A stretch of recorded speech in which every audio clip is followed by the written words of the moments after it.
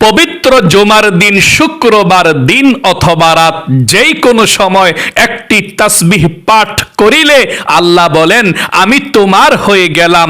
আজকে আমার কাছে তুমি যা চাইবা তাই পাইবা। যেই দোয়া করবা সেই দোয়া কবুল করব। তোমার মনের আশাকে আমি আল্লাহ পূরণ করে দেব। আল্লাহু আকবার।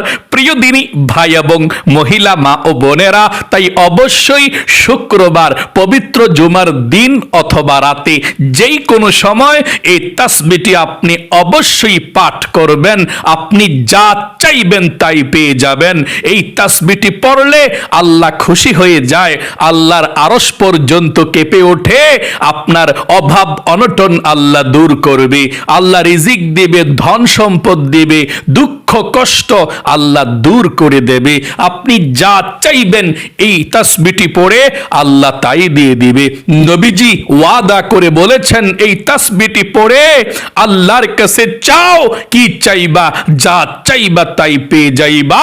যেই দোয়া করবা সেই দোয়া কবুল হবে, মনের আশাকে আল্লাহ পূরণ করে দেবে। আল্লাহু আকবার।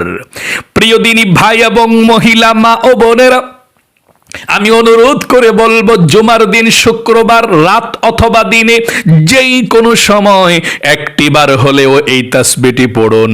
কপাল খুলে যাবে, ভাগ্য পরিবর্তন হবে। আল্লাহর কাছে যেই দোয়া করবেন সেই দোয়া কবুল হবে। এই তাসবিহটি পাঠ করলে আল্লাহ বলেন, ও আমার বান্দা বান্দি, আমি তোমার হয়ে গেলাম। আজকে আমার কাছে তুমি যা চাইবা তাই পাইবা। যেই দোয়া করবা তাই কবুল মঞ্জুর করে নেব। জীবনে কত সময় তো নষ্ট করেছেন। জুমার দিন, শুক্রবার খুবই গুরুত্বপূর্ণ, ফজিলতপূর্ণ দিন এবং রাত। প্রত্যেকে আমলটি করবেন, জীবনে যা না পেয়েছেন তাও পাবেন, কপাল খুলে যাবে ইনশাআল্লাহ। জুমার দিন কেন আমলটি করবেন শুনুন। জুমার দিনের দোয়া কিন্তু আল্লাহ ফিরিয়ে দেয় না, আল্লাহর আরশ পর্যন্ত দোয়া চলে যায়। আল্লাহু আকবার। পবিত্র জুমার দিন, শুক্রবার সপ্তাহের মধ্যে শ্রেষ্ঠ দিন, গরিবের হজের দিন। নবীজি বলেছেন, আল্লাহর কাছে জুমার দিন, শুক্রবারের দাম অনেক বেশি, অনেক বেশি। দুই ঈদের দিন যেমন আল্লাহর কাছে সম্মানিত, ঈদুল ফিতর এবং ঈদুল আজহা দুই ঈদের দিনের মতো সম্মানিত আল্লাহর কাছে জুমার দিন, শুক্রবার রাত অথবা দিন। আল্লাহু আকবার।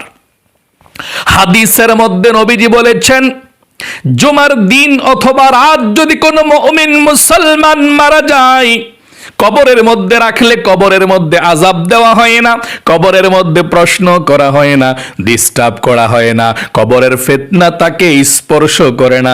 তার জন্য আল্লাহ রাব্বুল আলামিন কবরের মধ্যে শান্তির ব্যবস্থা করে দেয় এবং তার জন্য আল্লাহ জান্নাত প্রস্তুত করে রেখে দেয়। তবে তাকে নামাজি মুমিন মুসলমান হতে হবে। আল্লাহু আকবার। এই জুমার দিন, শুক্রবার গোপন একটি সময় আছে, যেই সময় দোয়া করলে আল্লাহ মুমিন মুসলমানের দোয়া ফিরায় না। যেই দোয়া করবে সেই দোয়া কবুল হয়।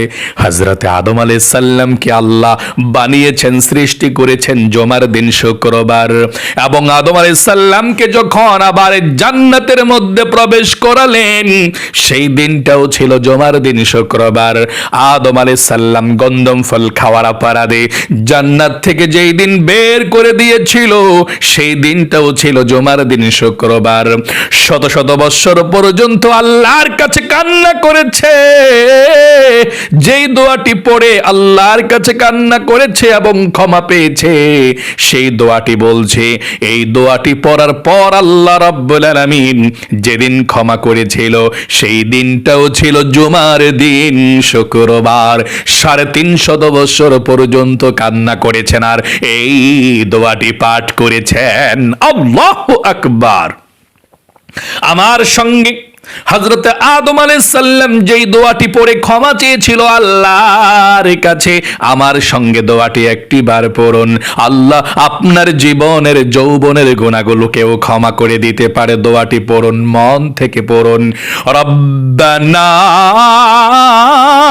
যালামনা আনফুসানা ওয়া ইল্লাম তাগফির লানা ওয়া তারহামনা লানাকুনান্না মিনাল খাসিরিন। আল্লাহু আকবার। মাঝে মধ্যে মুনাজাতের মধ্যে এই দোয়াটি পাঠ করবেন, আল্লাহ জীবনের গুনাহগুলো ক্ষমা করে নিষ্পাপ করে দিবে। পড়বেন মাঝে মধ্যে। এবং শুক্রবার এমন দিন, আল্লাহ পৃথিবীকে সৃষ্টি করেছেন শুক্রবার। এই পৃথিবীকে যেদিন ধ্বংস করে দিবে আল্লাহ, সেই দিনটাও শুক্রবার, জুমার দিন। তাহলে জুমার দিন, শুক্রবার খুবই গুরুত্বপূর্ণ দিন, দোয়া কবুল হওয়ার দিন এবং রাত। আপনি এই আমলটি শুক্রবার দিন অথবা রাত যেই কোনো সময় আমলটি করতে পারেন। চলুন এক্ষুনি আমি আপনাদেরকে আমলটির কথা বলে দিচ্ছি, কিভাবে আপনি আমলটি করবেন। খুবই গুরুত্বপূর্ণ আমল। পবিত্র জুমার দিন শুক্রবার রাতে অথবা দিনে যেই কোনো সময় আমলটি করতে পারেন। সর্বপ্রথম আমলটি করতে হলে আপনাকে ওযু করে পবিত্রতা অর্জন করতে হবে। ওযুটা নবীজির সুন্নাত মোতাবেক আপনি ওযুটা করবেন, কারণ ওযু করার দ্বারাও আপনার গুনাহগুলো আল্লাহ ক্ষমা করে দেয়। নবীজি বলেছেন, মুমিন মুসলমান যখন কোনো নামাজ পড়ার জন্য কিংবা আমল করার জন্য সুন্দর করে ওযু করে পবিত্রতা অর্জন করার জন্য ওযু করে, আল্লাহ রাব্বুল আলামিন তার ওযুর পানির সঙ্গে মুখের গুনাহগুলো এবং হাতের গুনাহগুলো, পায়ের গুনাহগুলো, মাথার গুনাহগুলো আল্লাহ তাআলা পানির সঙ্গে ঝরে মুছে ছাপ করে নিষ্পাপ করে দেয়। সকলে বলি সুবহানাল্লাহ। এই জন্যে আপনি ওযুটা সুন্দর করে করতে হবে। ওযুর শুরুতে আল্লাহর নাম নিয়ে ওযু শুরু করতে হবে। নবীজি বলেছেন, যে ব্যক্তি আল্লাহর নাম না নিয়ে ওযু করবে তার ওযুটা পরিপূর্ণ হবে না। এই জন্য আল্লাহর নাম নিয়ে ওযু করতে হবে। আর আল্লাহর নামটা কিভাবে নিতে হবে শুনুন। নবীজি বলেছেন, তোমরা পড়ো বিসমিল্লাহির রহমানির রহিম বলে ওযুটা শুরু করবেন। ওযুটা সুন্দর করে করার পর কালিমায়ে শাহাদাত ওযু করার পরে পড়বেন একবার। নবীজি বলেছেন, একবার ওযু করার পরে কালিমায়ে শাহাদাত পাঠ করলে আল্লাহ বলেন, ও আমার নূরের ফেরেশতারা, আমার বান্দা বান্দির জন্য 8 জান্নাতের দরজা খুলে দাও।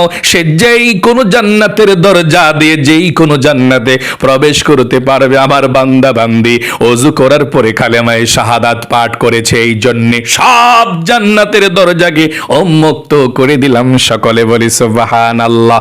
এই জন্যে ওযু করার পরে আপনি কালেমায়ে শাহাদাত পাঠ করবেন। কিভাবে? আমার সঙ্গে একটিবার সহি শুদ্ধ ভাবে পড়ুন। আশহাদু আল্লাহ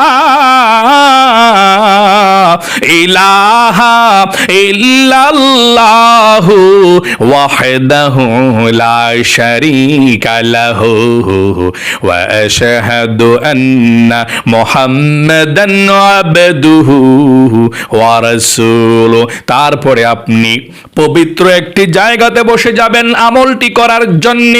পবিত্র একটি জায়গাতে বসে গিয়ে সর্বপ্রথম আপনি নবীজির প্রেম ভালোবাসা মনের মধ্যে নিয়ে 11 বার আপনি প্রথমে দরুদ শরীফ পাঠ করবেন।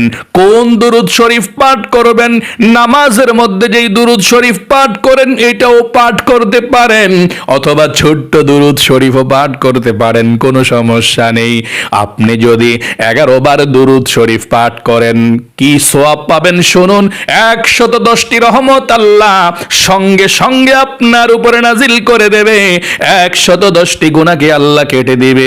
110টি নেকি আল্লাহ আমলনামার মধ্যে লিখে দিবে। এবং একজন ফেরেশতা সঙ্গে সঙ্গে আপনার দুরুদের হাদিয়াটা নিয়ে নবীজির রওজা পাকে চলে যাবে।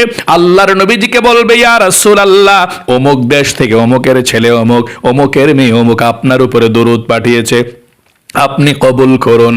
তখন নবীজি আপনার দুরুদরা পেয়ে খুশি হয়ে যায়, আল্লাহর কাছে আপনার নাম ধরে নবীজি রহমতের দোয়া করে দেয়। আল্লাহু আকবার। এই জন্য আপনি এক নম্বরে নবীজির প্রেম ভালোবাসা মনের মধ্যে নিয়ে 11 বার দুরুদ শরীফ পাঠ করবেন। যদি নামাজের দুরুদ ইব্রাহিমটা পড়তে চান এভাবে পড়বেন, একটিবার পড়ুন, আল্লাহুম্মা সাল্লি আলা মুহাম্মাদি ওয়া আলা আলি মুহাম্মাদ কামা সাল্লাইতা আলা ইব্রাহিম ওয়া আলা আলি ইব্রাহিম ইন্নাকা হামিদুম মাজিদ। আল্লাহুম্মা بارك على محمد وعلى آل محمد كما باركت على إبراهيم وعلى آل إبراهيم إنك حميد مجيد। যদি আপনি দুরুদ ইব্রাহিম না পাঠ করেন অন্য দুরুদ শরীফ পাঠ করতে পারেন, কোনো সমস্যা নেই। আপনি ছোট্ট দুরুদ শরীফ পড়তে পারেন, যেমন সাল্লাল্লাহু আলাইহি ওয়াসাল্লাম, সাল্লাল্লাহু আলাইহি ওয়াসাল্লাম, এভাবে পাঠ করলেও চলবে। তাহলে প্রথমে এক নম্বরে নবীজির প্রেম ভালোবাসা মোহাব্বত মনের মধ্যে নিয়ে 11 বার দুরূদ শরীফ পড়বেন। 2 নম্বরে জীবনের সমস্ত গুনাহগুলো ক্ষমা হওয়ার জন্য 11 বার ইস্তিগফারের ছোট্ট দোয়াটি পড়বেন।